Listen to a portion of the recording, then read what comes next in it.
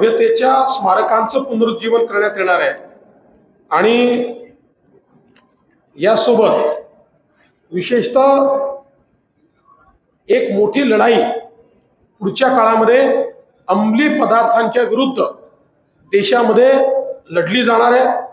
त्याकरता विशेष भर असणार आहे।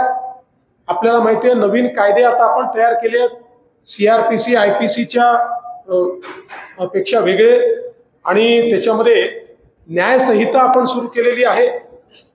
या कायद्यांची प्रभावी अंमलबजावणी करण्याकरता देशभरामध्ये फॉरेन्सिक नेटवर्क आणि कॅपेबिलिटी ही प्रचंड मोठ्या प्रमाणात तयार करण्यात येणार आहे, जेणेकरून रेट ऑफ कन्व्हिक्शन वाढेल, क्वालिटी ऑफ इन्व्हेस्टिगेशन वाढेल आणि अतिशय वेगाने लोकांना न्याय मिळेल। हे काम करण्यात येणार आहे। CAA ची अंमलबजावणी जी आहे ती मोठ्या प्रमाणात करण्यात येईल आणि सशस्त्र दल आणि केंद्रीय सशस्त्र पोलीस दलाची जी क्षमता आहे ती क्षमता ही वाढवण्यात येणार आहे। वन नेशन वन इलेक्शन याच्यावर देखील भर असणार आहे आणि एक मतदार यादी, जी मतदार यादी सगळ्या निवडणुकांमध्ये कॉमन असेल अशा प्रकारे ते देखील या ठिकाणी करण्यात येणार आहे। एक राष्ट्रीय सहकारी धोरण हे तयार करण्यात येणार आहे। 2025 साल हे भगवान बिरसा मुंडांच्या 150व्या जन्मजयंतीचं वर्ष आहे। आदिवासी गौरव दिन म्हणून आपण त्यांची जन्मजयंती मोदी सरकार आल्यापासून साजरी करतो। संपूर्ण देशामध्ये भगवान बिरसा मुंडा यांच्या जयंतीच्या निमित्ताने वर्षभर वेगवेगळ्या प्रकारचे आदिवासी समाजाला अधिकारिता देणारे कार्यक्रम हे या ठिकाणी राबवले जातील। आणि यासोबत ज्या एकलव्य विद्यालय आहेत त्या एकलव्य विद्यालयांमध्येही, कारण आपल्याला लक्षात असेल की आदिवासी समाजामध्ये एकलव्य विद्यालयाने विशेष अशा प्रकारचं गुणवत्तापूर्ण शिक्षण दिलं आहे। जवळपास त्याची संख्या ही 750 विद्यालयांनी वाढवण्याचा निर्णय हा या ठिकाणी देण्यात आलाय। खरं म्हणजे अनेक गोष्टी आहेत, पण सगळ्या गोष्टी आज सांगता येणार नाही। पण एक आपल्या लक्षात मी आणून देऊ इच्छितो, 2019 ला मोदी सरकारने जो जाहीरनामा दिला होता त्याच्यामध्ये 75 आश्वासनं दिली होती। ती सगळी आश्वासनं ही पूर्ण करण्यात आली आहे। मग त्यामध्ये आपण जर बघितलं तर नागरी सुधारणा कायदा असेल, राम मंदिर असेल, किसान क्रेडिट कार्डवर 1 लाख रुपयापर्यंत कर्जावर 0% व्याज असेल, या ठिकाणी 1 वर्षापर्यंतच्या कृषी कर्जावर 5 वर्षासाठी व्याज मुक्त ते देखील मोदी सरकारने केलं। देशातील सर्व शेतकऱ्यांना वार्षिक 6000 रुपयाची आर्थिक मदत आश्वासन दिलं होतं, ते देखील पूर्ण केलं। देशातील लहान दुकानदारांना वयाच्या 60 वर्षानंतर आणि शेतकऱ्यांना 60 वर्षानंतर पेन्शन मिळावं याकरता योजना, आपल्याला माहिती अटल पेन्शन योजना या ठिकाणी सुरू केली आणि त्याही माध्यमातून तो एक फायदा आपण दिलेला आहे। राष्ट्रीय व्यापार आयोगाची स्थापना करण्यात आलेली आहे।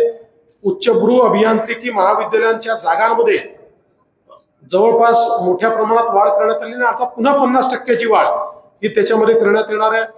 जमिनीच्या कागदांचं डिजिटायझेशन असेल, शुद्ध पिण्याचं पाणी हर घर जलच्या माध्यमातून पोहोचवण्याचा विषय असेल, LPG कनेक्शनचा विषय असेल, राष्ट्रीय महामार्गांमध्ये दुपटीची वाढ ही त्या ठिकाणी करण्याचा विषय असेल, 75 नवीन वैद्यकीय महाविद्यालय सुरू करण्यात आली।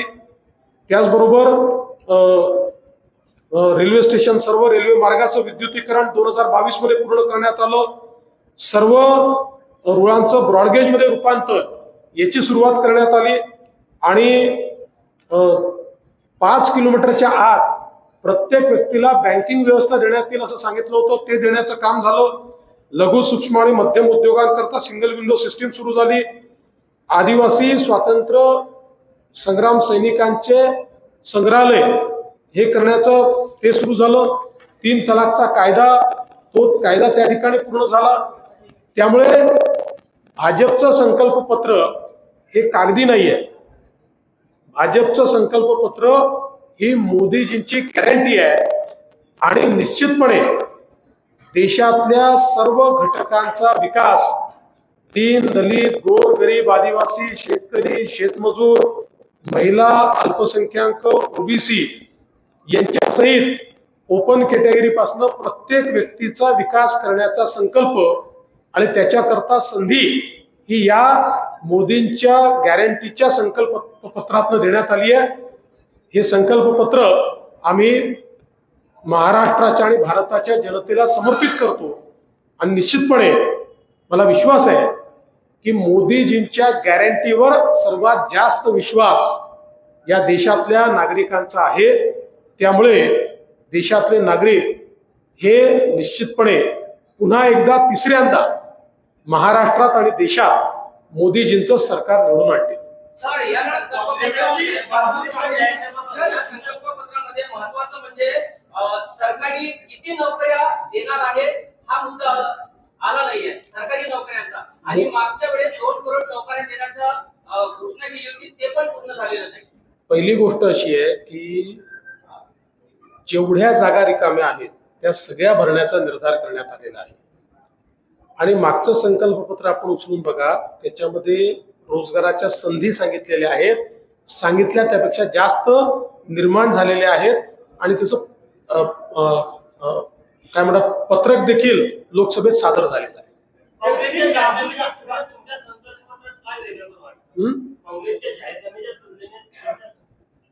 असं आहे की काँग्रेसचा जो जाहीरनामा आहे हा फेल्ड जाहीरनामा आहे। याचं कारण काँग्रेस यापूर्वी छत्तीसगडला निवडून आली होती, जाहीरनाम्यातली एकही गोष्ट पूर्ण केली नाही।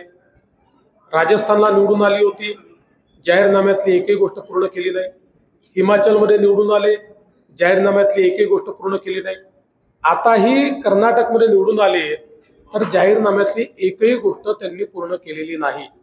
त्यांच्याकरता जाहीरनामा कागद आहे, आमच्याकरता ती मोदीजींची गॅरंटी आहे। राहुल गांधी ने ट्वीट किया है कि संकल्प पत्र और मोदी जी के भाषण में 2 शब्द गायब है, बेरोजगारी और महंगाई।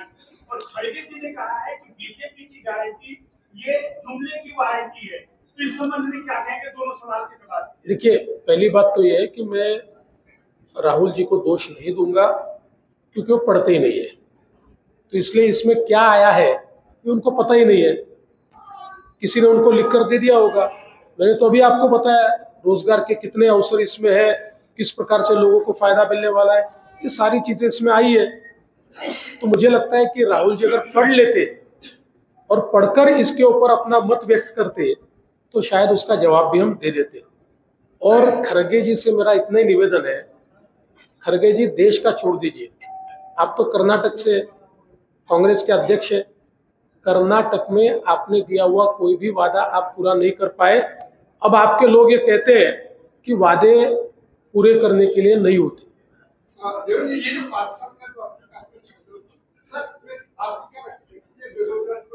जी देखिए, आप अगर देखिए तो पूरे तरीके से अवसर निर्माण के लिए ही ये डेडिकेटेड है।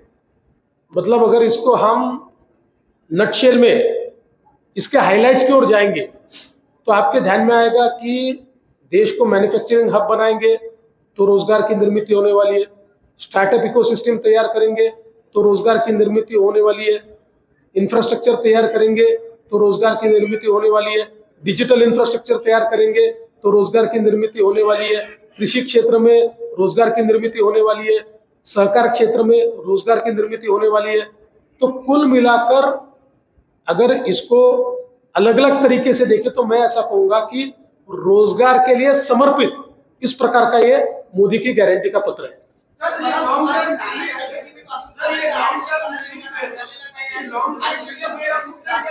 हाँ, ये सब इंस्टेंट ही है, ये सब इंस्टेंट रिलीफ ही है।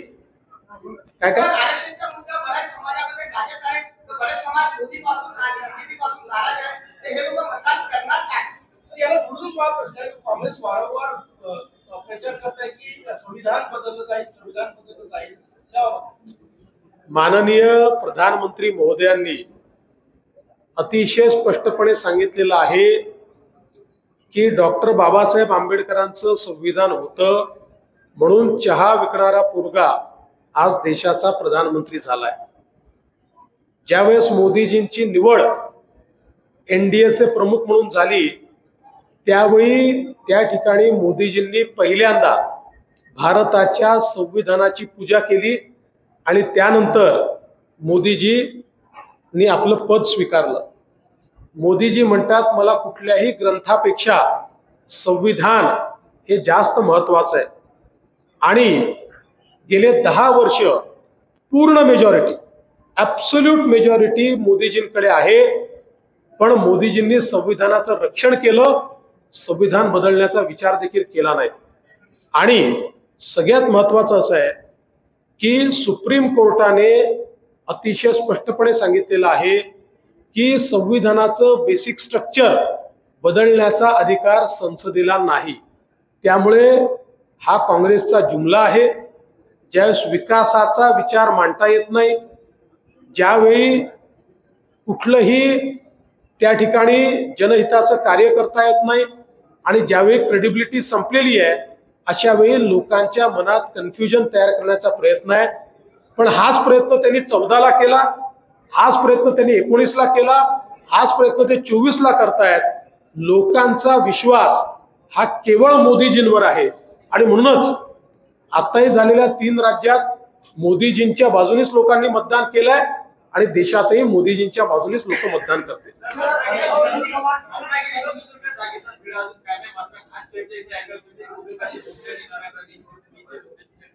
असं आहे की त्या संदर्भात मी वेगळं बोलेन. आता आपण संकल्प पत्रावर आहोत.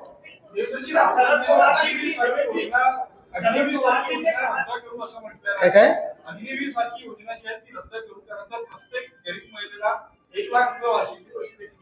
मी पुन्हा एकदा सांगतो, एक तर पहिल्यांदा आपण लक्षात घेतलं पाहिजे की अग्निवीर योजना रद्द करणं म्हणजे देशाला धोक्यात टाकणं. कारण देशाच्या सेनेच्या प्रमुखांनी सांगितलं की आमचं जे सैन्य आहे हे जर आम्ही युवा ठेवलं नाही तर आम्ही लढू शकणार नाही. आज जगाच्या पाठीवर सगळ्या देशांचं सैन्य युवा आहे आणि आमचं सैन्य युवा नाही. त्यामुळे ही योजना आणलेली आहे, ती सगळ्यांनी ॲक्सेप्ट केलेली आहे आणि मोठ्या प्रमाणात अग्निवीर भरती झाली आहे आणि भारताच्या सेनेत कामही करतायत. त्यामुळे मला असं वाटतं की हे म्हणण्याला काही अर्थही नाही आहे. आणि दुसरं मी पुन्हा सांगतो, माझं त्यांना एवढंच म्हणणं आहे की तुम्ही 1 लाख 5 लाख काय जे काही तुम्हाला लिहायचं आहे ते लिहा, फक्त एवढा तुमचा ट्रॅक रेकॉर्ड दाखवा. जसं मोदीजींनी 75 गॅरंटी दिल्या, 75 पूर्ण केल्या. काँग्रेसनी छत्तीसगडची गॅरंटी पूर्ण केल्या नाहीत, राजस्थानच्याही केल्या नाहीत, कर्नाटकच्याही केल्या नाहीत, हिमाचलच्याही केल्या नाहीत. त्यामुळे सांगायला आता त्यांना माहिती आहे आपण निवडूनच येणार नाही आहे. तर उद्या राहुल गांधी हे पण प्रॉमिस करू शकतील की प्रत्येक नागरिकाला मी एक ताजमहाल बांधून देतो, पण त्याला अर्थ नाही. सर, भाजपचा डीएनए ओबीसी आहे असं म्हटलं जातं. काँग्रेसचे नेते आरोप करतात की त्यांच्या संकल्प पत्रामध्ये ओबीसी साठी ठोस अशी काही तरतूद नाही. असं आहे की या संकल्प पत्रामध्ये समाजातला कोणीच सुटला नाही आणि काँग्रेसवाल्यांना ओबीसीवर बोलण्याचा अधिकारच नाही आहे. कारण देशामध्ये आणि राज्यामध्ये ओबीसीचं कल्याण हे केवळ भारतीय जनता पक्षाच्या आणि एनडीएच्या सरकारने केलंय. इतके वर्ष खरं म्हणजे कालेलकरांच्या वेळी हे सांगण्यात आलं होतं आणि त्यानंतर अनेक वेळा सांगितलं की ओबीसीच्या आरक्षणाकरता ओबीसी आयोग तयार केला पाहिजे, त्याला संवैधानिक दर्जा दिला पाहिजे. परंतु काँग्रेसच्या सरकारने 70 वर्ष ओबीसी आरक्षणाकरता संवैधानिक आयोग तयार केला नाही. तो आयोग नरेंद्र मोदीजींनी तयार केला. आज भारताच्या स्वातंत्र्यानंतर जेवढी सरकार झाली त्या सगळ्या सरकारांमध्ये सगळ्यात जास्त ओबीसी मंत्री मोदीजींच्या सरकारमध्ये आहे आणि मोदीजींच्या सरकारमध्ये 60% मंत्री हे ओबीसी, एसटी आणि एससी आहे, जो आजपर्यंतचा रेकॉर्ड आहे. महाराष्ट्रामध्ये देखील स्वतंत्र ओबीसी मंत्रालय मी मुख्यमंत्री असताना तयार झालं आणि आतापर्यंत ओबीसी हिताचे 30 निर्णय झाले आहेत. त्यातले 23 निर्णय मी मुख्यमंत्री असताना झाले आणि उरलेले निर्णय हे आता शिंदे साहेब मुख्यमंत्री असताना झाले आहेत. त्यामुळे काँग्रेसला ओबीसींवर बोलायचा अधिकार नाही. काँग्रेसने ओबीसींचा वोट बँक सारखा वापर केला. विपक्ष के दो प्रमुख निकायों और आरोप है, एक तो संविधान संस्थाओं का दुरुपयोग और साथ ही भाजपा को उन्होंने वॉशिंग मशीन की उपमा दी। देखिए, ये सारी चीजें वो बोलते रहते हैं, लेकिन दुनिया जानती है पारदर्शी प्रामाणिकता के साथ देश में किसी ने काम किया होगा तो नरेंद्र मोदी जी ने किया. एक प्रचार ऐसा भी किया जा रहा है पत्रात तुम्ही म्हणताय की 80 कोटी लोकांना मोफत धान्य देणार आणि खासगी उल्लेख केला की शेतकऱ्याची एमएसपी वाढवणार. 80 कोटी लोकांना आपण जर फुकट धान्य देणार असतो, एमएसपी कसं वाढेल? हे गणित कसं होणार?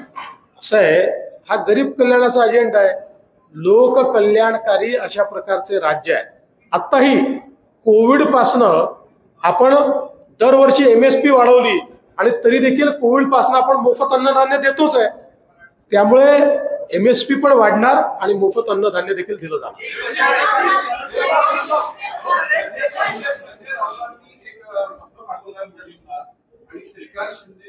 कोण संजय राऊत?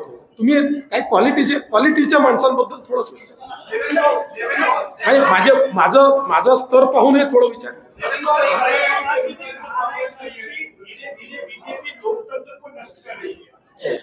देखिए, जब इनके सारे जुमले समाप्त हो जाते हैं तो लोकतंत्र नष्ट होने वाला है, संविधान बदलने वाला है. ये घिसी-पिटी रिकॉर्ड है. अब लोगों का भी इस पर विश्वास नहीं है.